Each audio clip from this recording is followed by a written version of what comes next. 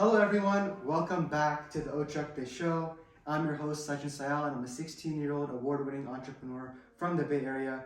I'm the co-founder and CEO of 3doshas.com. We're a lifestyle company transforming lives through coaching principles inspired by yoga and Ayurveda. If you're new here, this is a talk show or podcast where I interview entrepreneurs, executives, and inspiring individuals from all walks of life so we can learn from their stories and level up ourselves. The purpose of the show is to inspire you to go for it, which is what Ochakde means. Today's special guest is Nicole Rodrigues. Let me tell you some more about her. Nicole is a former NFL cheerleader turned founder and CEO of NRPR Group and a strategic publicist and digital marketing pro with over 20 years of experience. NRPR is an award-winning exclusive public relations and marketing machine serving game changers and disruptors around the world. Nicole's worked with a lot of celebrities, and she also writes for Forbes as part of the invitation-only Forbes Agency Council. A fun fact about Nicole is that she grew up in Fremont, California, and we are here right now filming in Fremont. So I'm so excited. Me too. Thank you for coming here in person to be on my show. How are you? No, I'm great. It feels good to be back in my hometown, and I think prior to the show, I let you know, I live in LA. I moved to LA for work about 13 years ago, but my heart is always in Fremont. This is where I was born and raised and where most of my friendships were forged and most of my memories in my life. So it feels good to be back in my hometown and interviewing with you. Awesome. Thank you so much. What first got you interested in cheerleading and PR? Yeah, so starting with cheerleading, what got me into cheerleading was that my mom actually tried a few sports prior to that. I think as parents, you want to figure out what your kids naturally gravitate towards. So truth be told, I played soccer first. That was my very first sport. But I remember, having to put on the shin guards and everything, and I was always like, oh, I don't want to do this, So my mom's like, okay, let's try baseball. So I actually played baseball for 2 years, and I actually loved it. But then, baseball was more of like the boys on the team, and then I didn't want to switch to softball. I was like, well, no, I like baseball, but there need to be more girls on my team. So by the time I was 8, I think the church that we went to used to be called Santa Paula. It's now Virgen de Guadalupe or something like that, and it's like they coupled up with another church, but they had a basketball league and cheerleaders. And so I think at some point my mom had found out that there was like a cheerleading thing, and she knew I liked to dance naturally. Like I was always like that kid that was, enjoyed dancing. And so she asked if that's something that I would be, interested in trying, and that was it. That became my sport. It became everything I focused on, everything I wanted to be good at. And, when people find their passion, they go for it. So cheerleading started at 8. And kept going through high school. I was the first cheerleader at Irvington to start freshman year as varsity and continue all 4 years as varsity. I was never on JV. Oh. So, and I was the first cheerleader at Irvington to do that.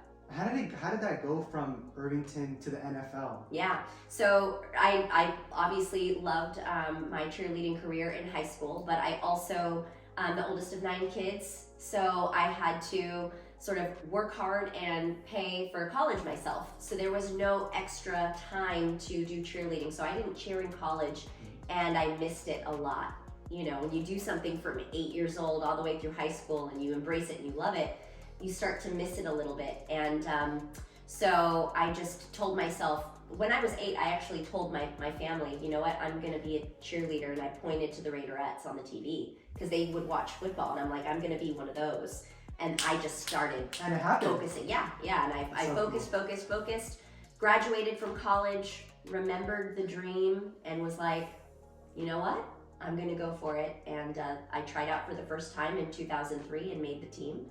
And that's so cool. So when you're doing cheerleading, were you also interested in PR at that time, or was that okay? Yeah. So the overlap happened when I stopped with the cheerleading in the high school. I went into college. So in college, actually rewind back to Irvington, I couldn't figure out what I wanted to major in when I was, in high school. Like, well, what am I going to do when I go to college? Am I going to major in business, right? Yeah. You think of like the basic things. And I remember telling a friend of mine, I said, if I could find something that incorporated marketing, because I loved DECA and I loved being in marketing, if something can incorporate marketing, journalism, because I like to write, and leadership, whatever that major is, whatever that career is, that's what I want to do.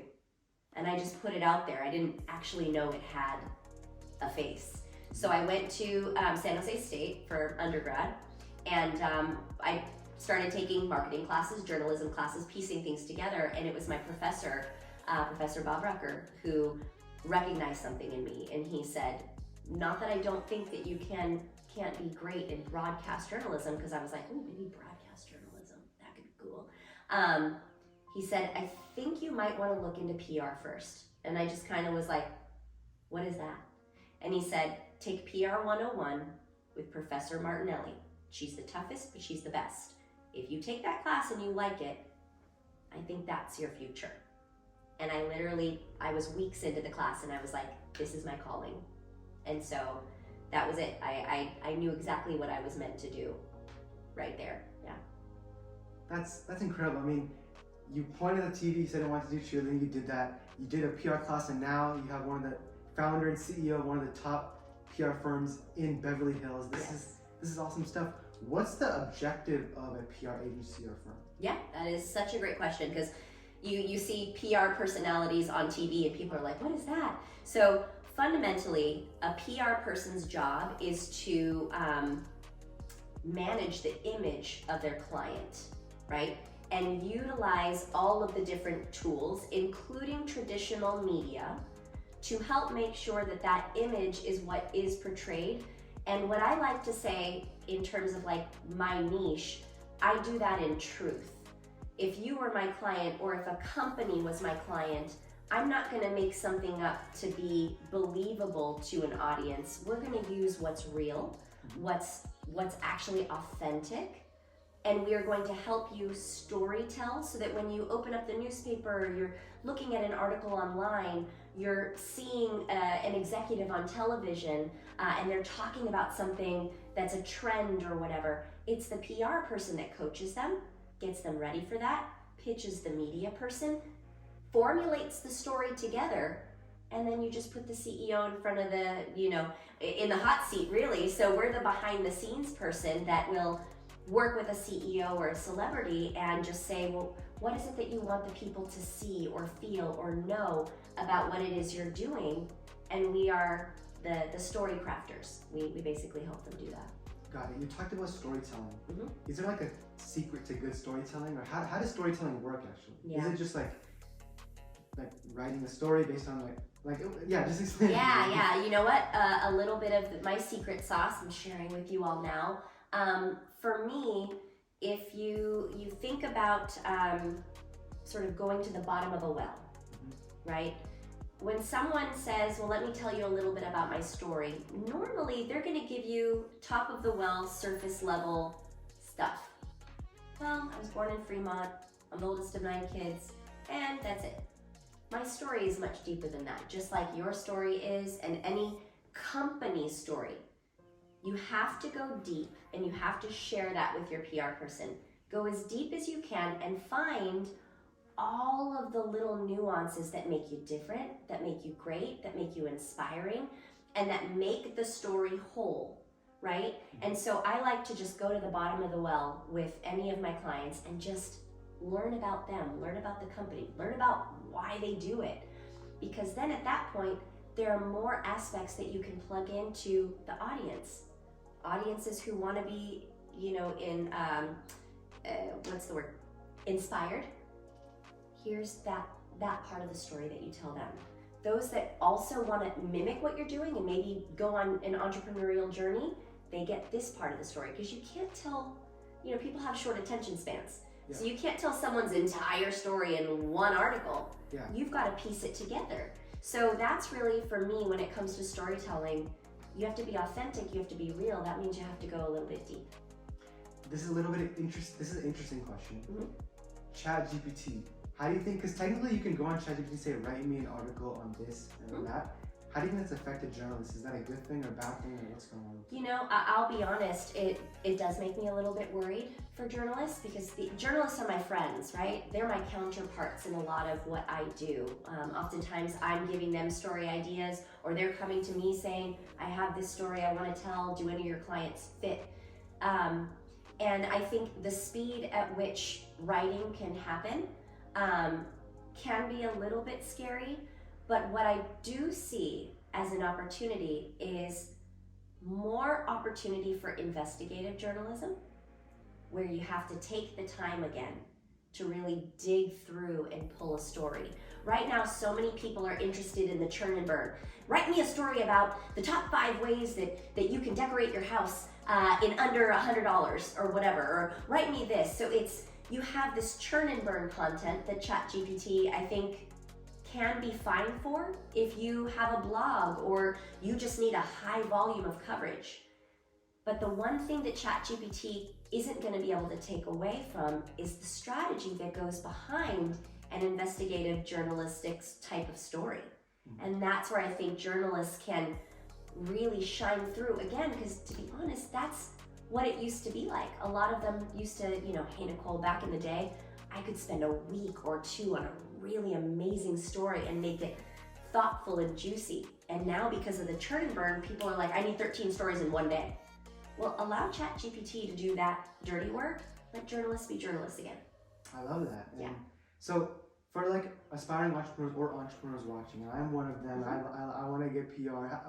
How do you think, like, what's the right way to pitch to a journalist, or how can, like, if you start a company, press is one thing you need to get, right? Yes. So absolutely. How can an entrepreneur do that? Yeah, so I always tell entrepreneurs, especially if they're, a lot of the times bootstrapping when they start their business, they're not going to be able to afford true PR. So it's always fun to tell them, you got to try it for yourself, so that way when you're so busy because your business is growing that you can hire a true PR person, you're going to have a little bit of that knowledge. You're going to understand how frustrating it can be to email a journalist and not hear back the first, second, or third time that you follow up. Sometimes it takes that 4th or 5th. So I always recommend, CEOs do that. And so the easiest way is really to find out, I know as crazy as this sounds, who's actually covering your market, which means, are there competitive companies that certain journalists are writing about? And this is not to give your competitors or someone who could be co-opetition any free press. It's just a hint as to what that journalist is interested in.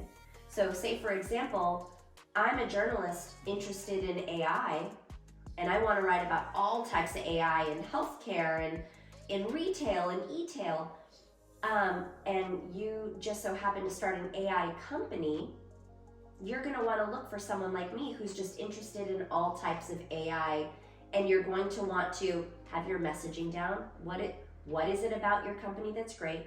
Why should people care? What have you done so far? And who are you? Right? Yeah. And then from there, you give them the opportunity to say yes or no. And if you truly believe they should be writing, you just keep in touch till they do. I see. So do you think the best way to do that is just cold emailing people? Yeah. Journalists? It's like making new friends. Yeah. It's like they're never going to be your friend if you don't make that first introduction. The worst they can do is, just delete, and you can just say, hi, it's me again. I know this might, I've literally emailed journalists like, listen, I don't mean to be a stalker. That's not what I'm trying to do here. I love what you're doing with, covering this trend. I do honestly believe that my client should be here. If you don't believe the same, let me know if you're looking for something different. That way, at least you and I can start working together and I can help you. So if you make it about them doing their job and you wanting to be a resource and not making it about me, right, about my company, they're going to be more apt to be open because they're going to see you as a resource versus someone who wants something from them. I learned a lot. That's really, I should learn from that. Other people should learn from that too, for aspiring entrepreneurs to free advice. Yeah, free advice. You've worked on a lot of projects. Yeah. What has been your most exciting and favorite one? Oh. Gosh, that's so hard because I've been part of so many amazing companies, right? Like them hiring me, it's like I get myself immersed in it. So I almost feel like I'm, I make myself part of the company, even though, I have my agency. For so many different reasons. I'll start with, other than the Raiders, because the Raiders gave me a platform for basically just about everything that I have right now. I did PR for the Raiders after my first couple jobs after college. It was like I had some internships, like I told you. Christina had given me some work here and there, but I really wanted to put myself in my passion. So working for the Raiders, I would say, was huge for me and something I'll never forget, probably some of the best memories. But second to that, I would say Moby TV. And the reason Moby TV is because when I started at Moby TV, you couldn't watch TV on your phone. Oh. They were the ones who made the broadcast possible onto your phone. So if you have T-Mobile TV, AT&T TV, Sprint TV, that's Moby TV. Oh. So prior to this being a thing, people just used their phones to make calls. Yeah. There was no entertainment on a phone. So Philip, Paul, Jeff, the founders of Moby TV, Philip was actually a rocket scientist, brilliant, so came up with this idea. And when I was interviewing for the position, I was open. I was like, I don't have mobile entertainment experience. And they were like, no one has, it doesn't exist. Yeah. It's brand new. And this is like, early 2000s, like 2005, 2006. And they had literally just launched with Sprint for the first time. And it was like watching choppy television. It's like, the clips, it was basically only clips. But we were like, wow, eventually there's gonna be 4G and 5G. Can you even imagine what people are gonna be able to do? So to be with these people who had, they had the audacity to say, we're all gonna be watching TV on our phones. And they were right. And it was an honor to be part of that and to help them storytell. And because of that, each and every one of them have hired my agency for new companies they've all started. That's awesome. Yeah. You said something, and I just want to go back to that a little bit. You said that, so you did cheerleading, but you also did PR for the Raiders? Both. Yeah, so, is that like you doing PR for like the athletes on what they're Yes. gonna say? Yes. How does that work? Yeah, so that was actually really fun. So I was player development coordinator, which means that when the rookie class, right, so we're coming up on the NFL draft, when you draft new rookies, they come in fresh from college. Not all of them are media trained. Not all of them are comfortable being in front of a camera. Not all of them have had their stories really told. And so it was really awesome that, it was actually Coach Willie Brown, rest in peace, who recognized that I could be an asset doing that, helping him out.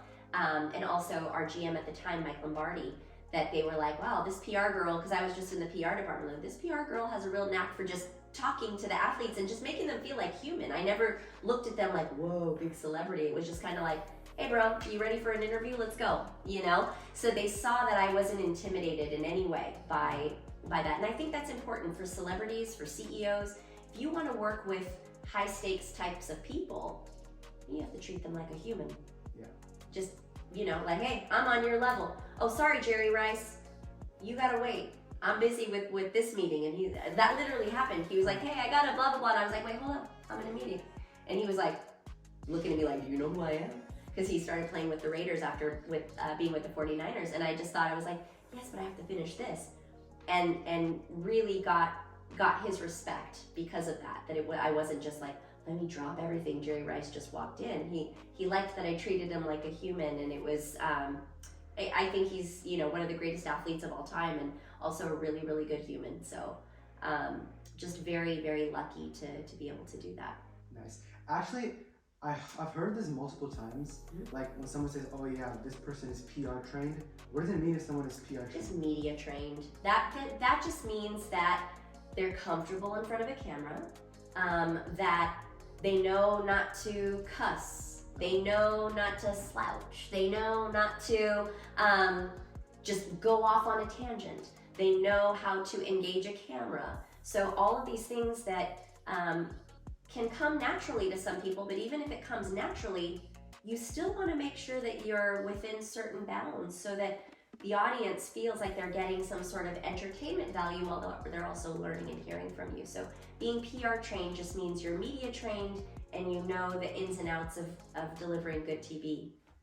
I should probably do that because I want to do this show, so. Yeah, anytime. You're probably familiar with these from the last interview we did, but these are the last two questions that I asked all my guests. The first one is, what's your best advice for teens? My best advice for teens is to trust yourself, trust your gut, and do not go on a path for your career because someone else says it's safe or it's good for you. You have a long life ahead of you. Your career is it's gonna take the biggest chunk. Do not go down a path that does not feel authentic to yourself. Go towards your dream. The money will just follow you. That's what happens, so absolutely. Awesome. That's great advice. And the last question is, what was your favorite part of being on the show? Well, other than being in Fremont, but actually getting to meet you in person because we've been talking for so long, and I think the world of you. I am so in my mind, I have zero doubts that you're going to be so successful in your life because you're the type of person who you make things happen. You've made them happen at an early age. You can move and shake with changes, and these are all qualities that you need as a really great adult in the business world, and you have so much of it. So just being here and being in person with you has been the best. Thank you so much. I really appreciate the kind words. Guys, make sure to hit the subscribe button, and I'll see you guys next time.